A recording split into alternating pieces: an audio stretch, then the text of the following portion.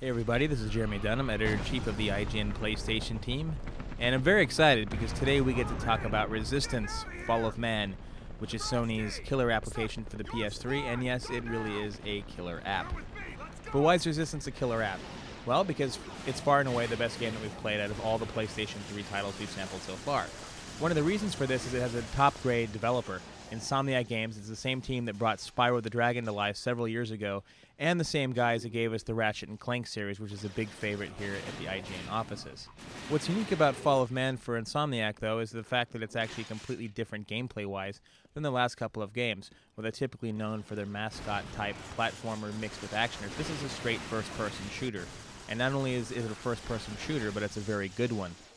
The story revolves around Nathan Hale, a U.S. sergeant who comes into a war that the British are having with aliens known as the Chimera. It's set in an alternate 1951, one where World War II never happened, and one that sees the alien race of the Chimera taking over all of Europe. Britain is now mankind's last hope to actually save that continent, and that's where you come in as the player. But unlike most first-person shooters, the story in Resistance is actually very important to how events unfold, and it's not just an excuse to go out and shoot things. In fact, the game's length is really surprising. It goes anywhere between 12 and 16 hours in length, and you can play through a second time or a third time, or however many times you want, because Insomniac has actually included a bunch of visual clues and cool documents that provide a backstory and a better overarching mythos for the universe they're trying to create.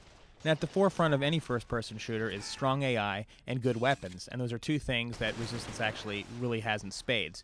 Number one, the weapons, of course, is something that Insomniac does well. They proved that with Ratchet & Clank and all its sequels. It's no exception here either. Every weapon that you get in Fall of Man has some kind of unique twist on the typical weapon of its sort. So while you might grab a shotgun, hitting L1 will use a double-barrel shotgun. But if you grab the bullseye rifle, you can use your alternate fire to actually draw your rounds to your initial target. Little things like this make the weapons in Resistance a lot of fun to play and gives you reason to switch between them. And like I said earlier, the AI is just as good as the weapons. They take cover, they attack in groups, they learn your patterns, they do everything you'd expect an opponent to do if you were in an actual firefight with them. Very impressive. Now, with as many different shooters as there are out there, the big question is what kind of shooter is Resistance? Is it a Twitch shooter along the lines of somewhere like Unreal Tournament, or is it more of a tactical thing like Rainbow Six? The truth is it actually leans more towards the Twitch shooter. It's kind of like a cross between Call of Duty, Unreal Tournament, and the first-person shooter option if you played original Ratchet & Clank. The stage design is actually very linear. You can do some exploration, and you'll need to if you want to find the secrets, but the game is always pushing you forward in a straight path so that you understand exactly what it is you have to do next. It's very cinematic, and it works well for the story that Insomniac is trying to tell. Of all the gameplay elements that make Resistance so fun, though, above everything else, it's how it controls. Insomniac has done a fantastic job of understanding how to make a first-person shooter on a console, and it uses the new 6-axis controller extremely well in aiming and in understanding what you have to do with your weapons. They've even thrown in a couple of really nice alternative methods to the typical map or stat checking sequence. Instead of hitting select or another face button, you can actually tilt your controller left or right to bring up those screens on the fly. It keeps your eyes on the screen and you don't have to worry about fiddling with any buttons. It's a nice little inclusion and just one example of how they've really focused on making the controller an extension of yourself. Graphically, Resistance isn't the best looking next generation game out there, but it still does what it does very well. There's a ton of soldiers on the screen at once, along with the Chimera, not to mention explosions and vehicles, and it's all sorts of fire and everything else you can imagine going on in a hectic battlefield. What makes Resistance unique, though, is the fact that it has all this going on without a single hitch in the frame rate. I never experienced slowdown once from start to finish in single player or multiplayer, and that's an impressive feat, especially when you have this much activity. You're also never going to see the same environments twice. Every stage is different from one another, and while they might have some thematic similarities, each one of them has its own personality, its own design, and they stand out very well.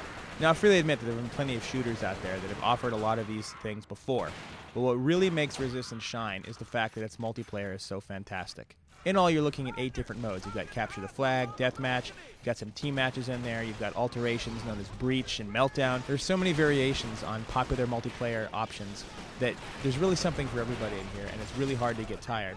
What's even more impressive is I've played this game with 40 people online simultaneously multiple times, and very rarely could I ever see a single technical problem while doing so.